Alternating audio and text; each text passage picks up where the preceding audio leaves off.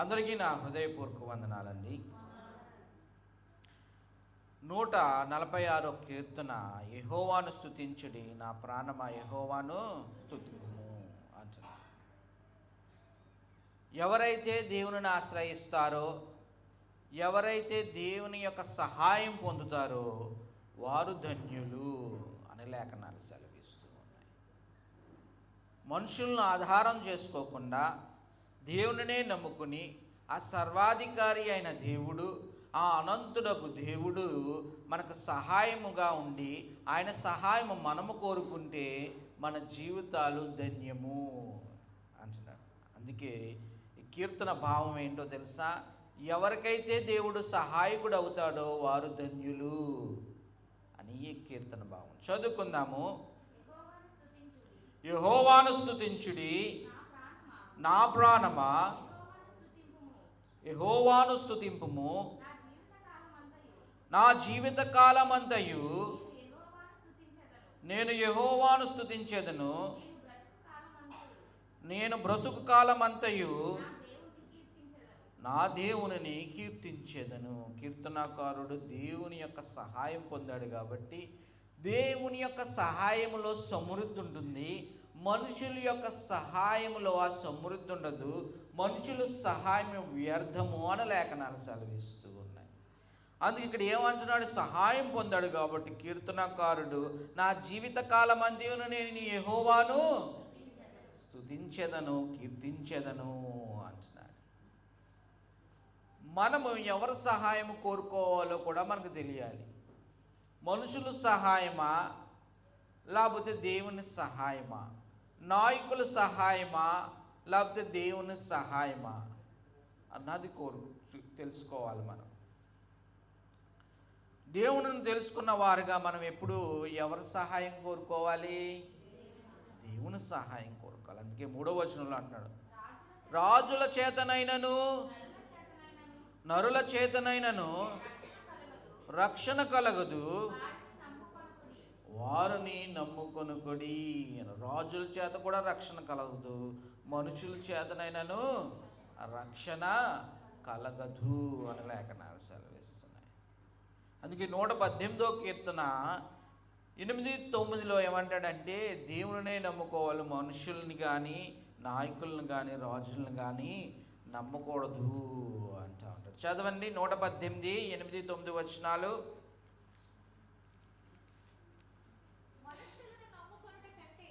మనుషులను నమ్ముకున్నట కంటే యెహోవాను ఆశ్రయించుట మేలు.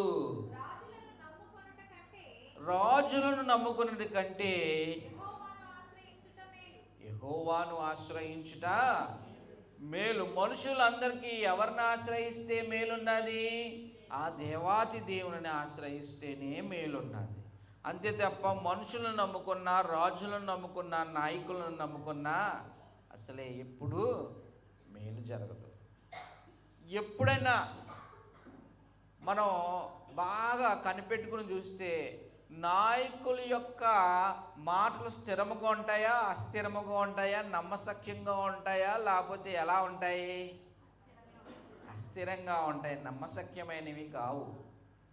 మనుషుల మాటలు కూడా అలాగే ఉంటాయి, నమ్మశక్యమైనది కాదు. కానీ దేవుని ఆశ్రయిస్తే దేవుడు ఆ సహాయం చేస్తే ఆ సహాయంలో మనకు కావలసినంత ఆదరణ ఉంటుంది. ఆ సహాయంలో ఆ సమృద్ధిని ఇస్తూ ఉంటాడు, ఆ ఆశ్రయాన్ని ఇస్తూ ఉంటాడు దేవుడు ఎప్పుడూని. అందుకే ఏమంటున్నాడు ఇక్కడ 118లో, యెహోవాను ఆశ్రయించుట మేలు. ఇర్మియా గ్రంథంలో అంటా ఉంటాడు 17వ అధ్యాయం 5, 6 వచనాల్లో, మనుషుల్ని నమ్ముకుంటే వాడు శాపగ్రస్తుడు అంటాడు. మనుషుల్ని నమ్ముకుంటే దేవుణ్ణి విడిచేసి దేవునికి దూరంగా వెళ్ళి మనుషుల్నే ఆధారం చేసుకుని మనుషుల్ని నమ్ముకుంటే వాడు ఏమైపోతాడంట? నరులను ఆశ్రయించి శరీరాలను తనకు ఆధారముగా చేసుకొనుచు తన హృదయమును యెహోవా నుండి తొలగించుకునేవాడు శాపగ్రస్తుడు. ఎవరు సెలవిచ్చారన్నమాట? దేవుడే సెలవిచ్చాడు. ఒకసారి చూడండి, ఎప్పుడు కూడా దేవుని నుండి మన యొక్క మనస్సును కానీ హృదయమును కానీ తొలగించుకోకూడదు.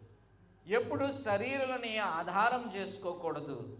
అలా ఆధారం చేసుకోకుండా దేవుని యొక్క సహాయం కోరి ఆ దేవుని మీదే మన మనసు ఉంచుకుని, ఆ దేవుని మీదే హృదయాన్ని ఉంచుకుని, ఆ దేవునే హృదయంలో భద్రపరుచుకుని మనం ఆ దేవుని యొక్క సహాయం కోరితే ఆయన అందించడానికి సమీపముగా ఉండే దేవుడు, ఆయన ప్రేమ స్వరూపి అయిన దేవుడు. అందుకు మనుషులను ఆధారం చేసుకుంటే ఏమైపోతారని లేఖనాలు చెప్తున్నాయి, శాపగ్రస్తులు అయిపోతారు. చాలామంది అనుకుంటారు, మనుషులు నాకున్నారు, నాకు ఇంతమంది మనుషులు ఉన్నారు, ఇంతమంది ఉన్నారు అనుకుంటారు. మనుషులను చూడకూడదు ఎప్పుడు అని. ఎవరిని చూడాలి?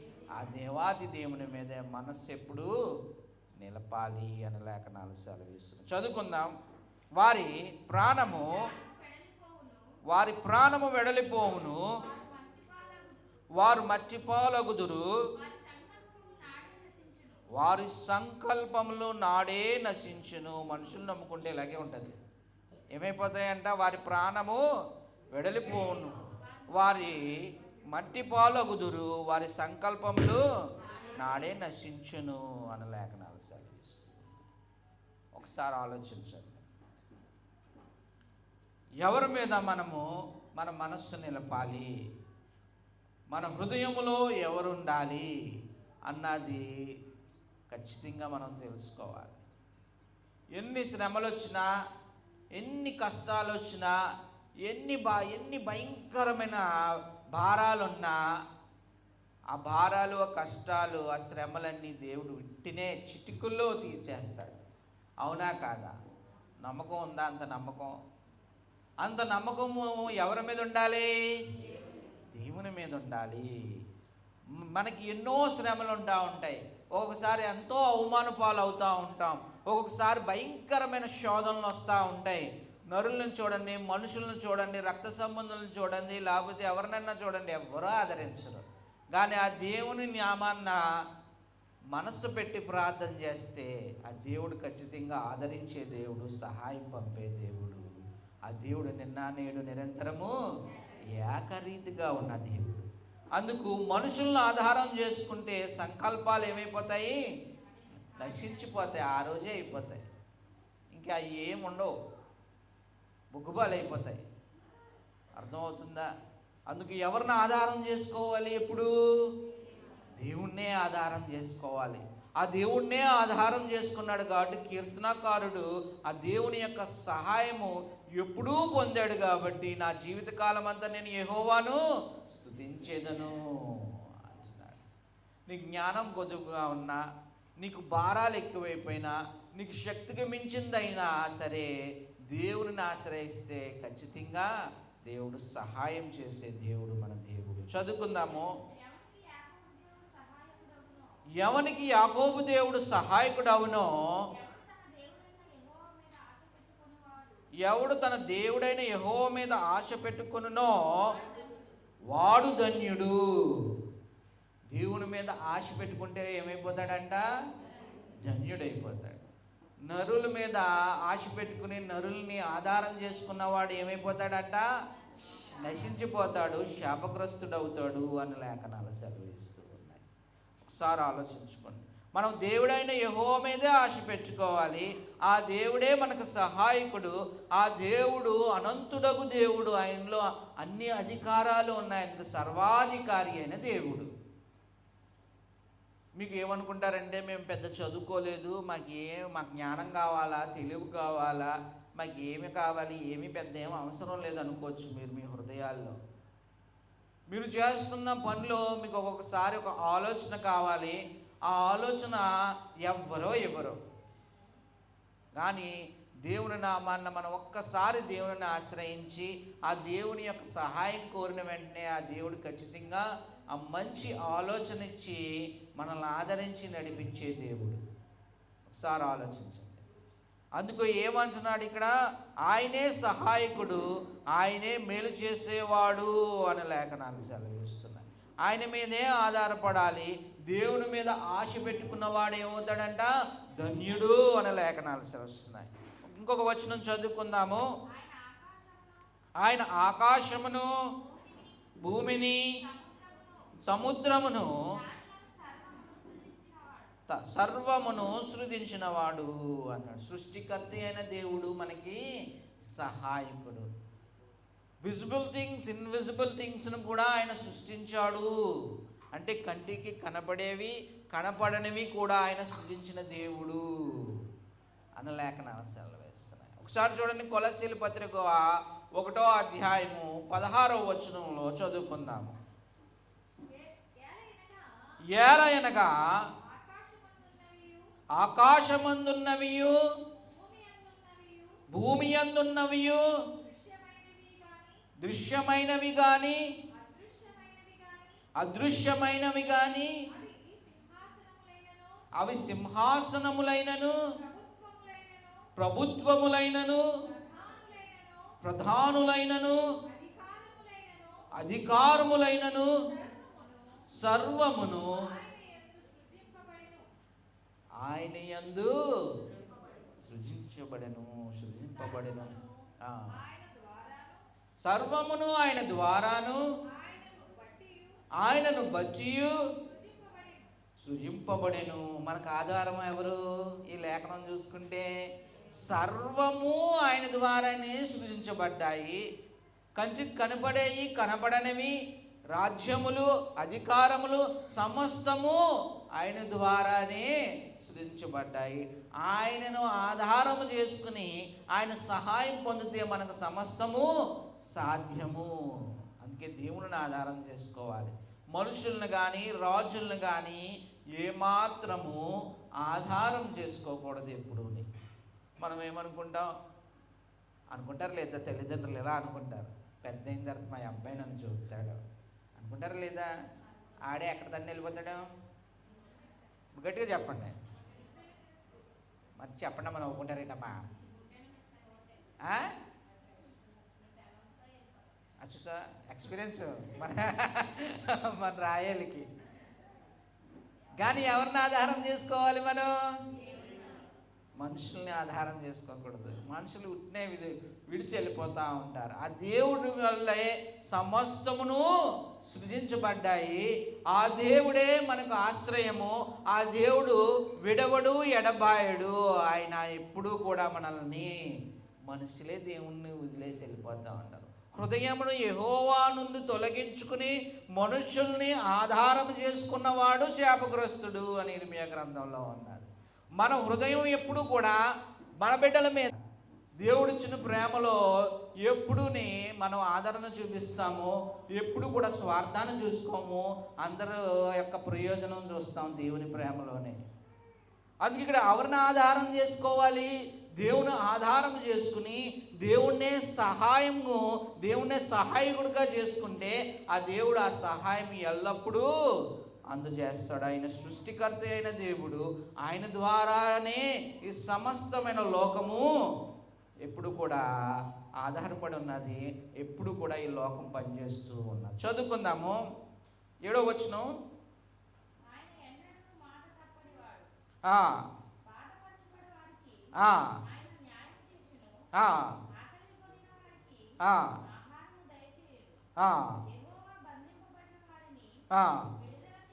చాలమ్మ.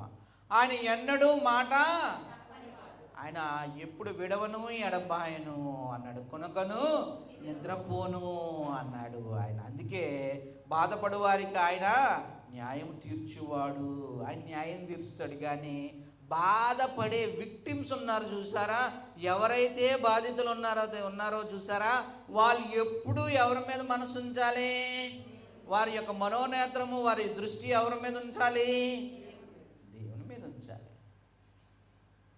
మన సొంత జ్ఞానం మీద కాదు. నేను ఈ పని చేసాను అనుకో, నా సమస్య తీరిపోద్ది అనుకున్న వాడు ఉంటాడు చూసారు లోకంలో. ఆడు ఎప్పుడు ఆడి సమస్య ఆడు సాల్వ్ చేసుకోలేడు. ఎవరి మీద ఆధారపడాలి?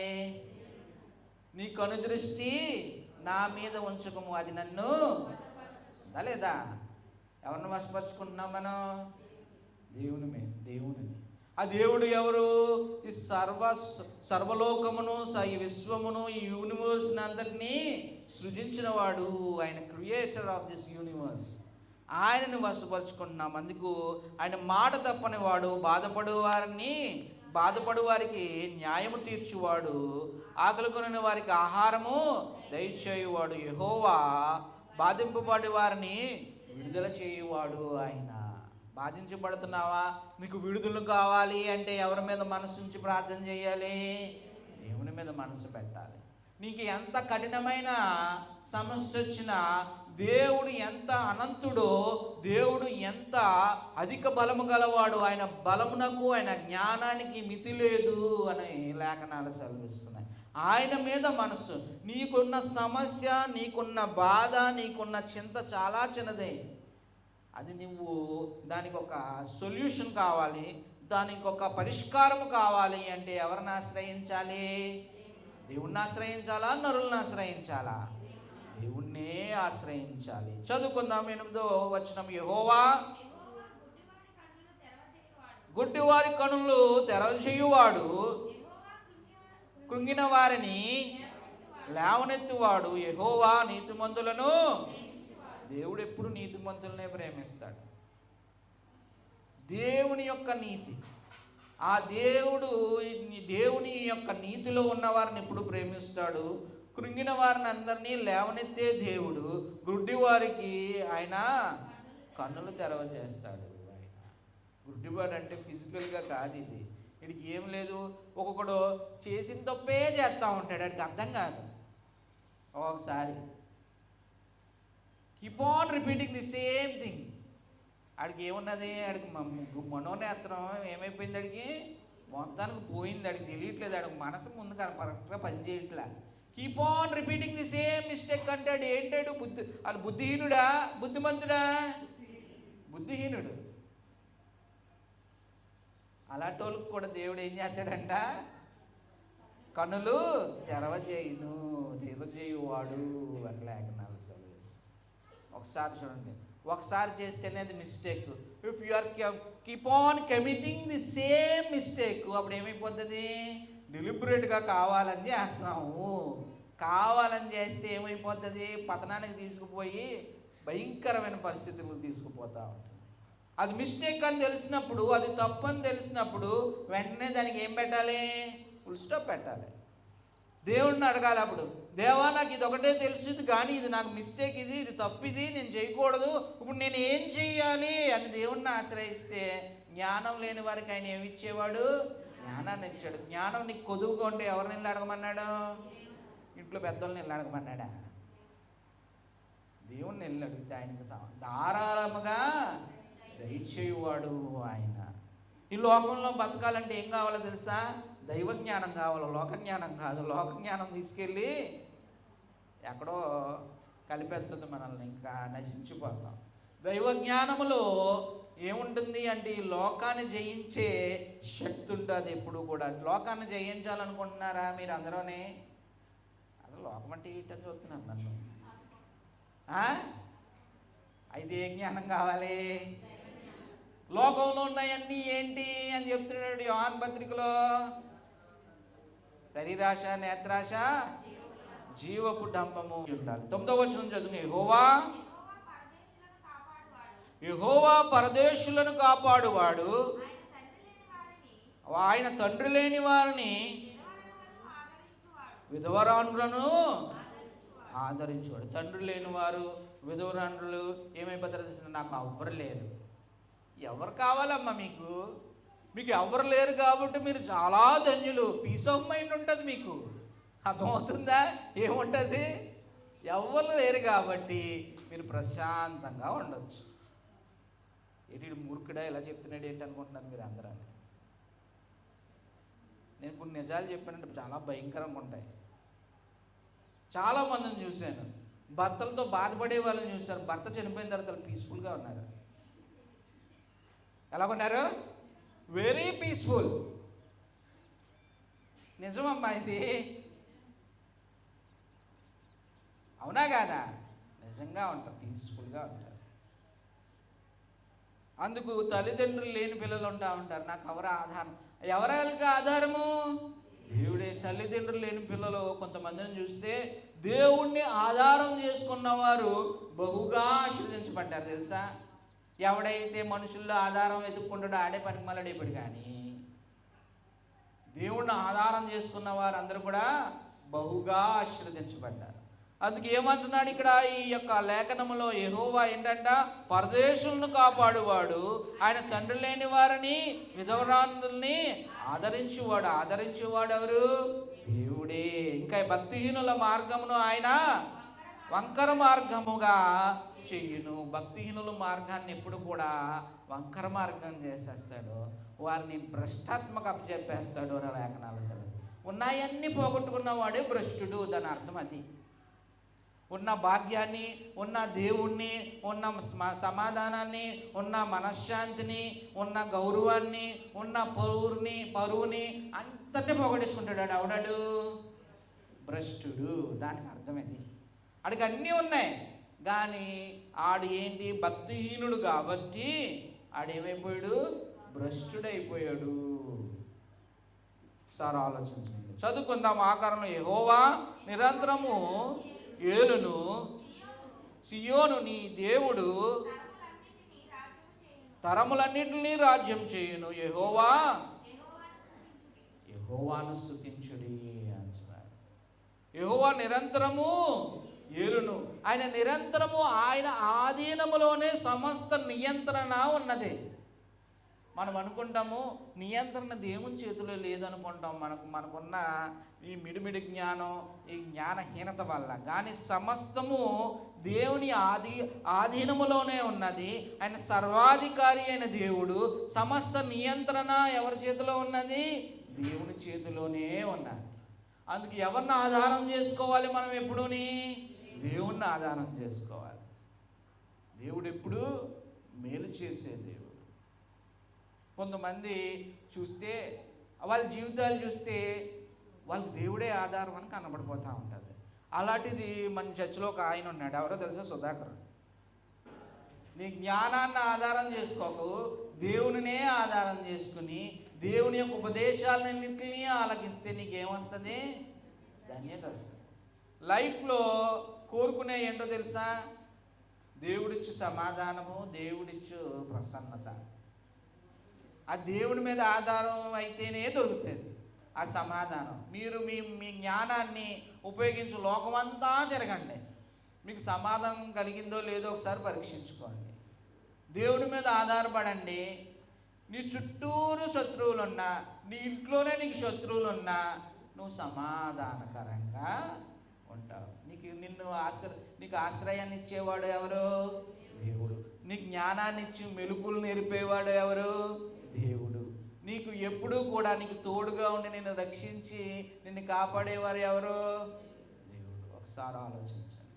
దేవుడిని ఆధారం చేసుకుంటారా, లేకపోతే మీ సొంత జ్ఞానాన్ని ఆధారం చేసుకుంటారా, లేకపోతే మీ స్నేహితులు చూపించే తప్పుడు వక్రమైన మార్గాల్లో నడుస్తారా అన్నది ఎవరి మీద ఆధారపడి ఉంది? ఇప్పుడు ఇది మీ మీద ఆధారపడి ఉంది. దేవుడిని ఆధారం చేసుకుని మనుషుడు ఎప్పుడు జీవించినా సరే మనుషుడికి జీవితాల్లో ఎప్పుడు మేలులు వస్తానే ఉంటాయి. ఆ దేవుడు నిన్న నేడు నిరంతరము ఏకరీతిగా ఉన్నాడు. దేవుడు మీ జీవితాల్లో చేసిన మేలుల కొరకు, మిమ్మల్ని రక్షించిన విధానం కొరకు, ఆయన మీ మీద చూపించిన ప్రేమ కొరకు అందరం కూడా లేచి నిలబడి శక్తి ఉన్నవారు దేవుని స్తుతించుకుందాం, కృతజ్ఞతాస్తుతులు తెలుపుకుందాము.